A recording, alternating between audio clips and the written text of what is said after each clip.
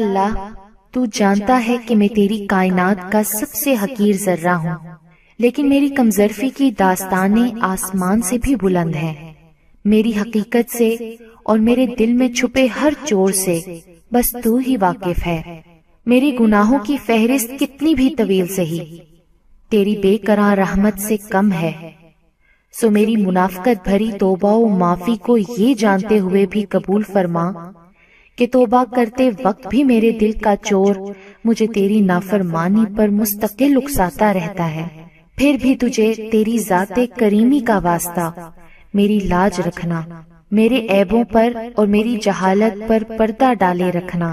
میرے مولا تیرا ہی آسرا ہے، تو ہی عیبوں کا پردہ دار ہے۔ میری جھولی میں 100 چھید ہیں، پھر بھی یہ جھولی تیرے سامنے پھیلی ہوئی ہے، اسے بھر دے میرے مالک۔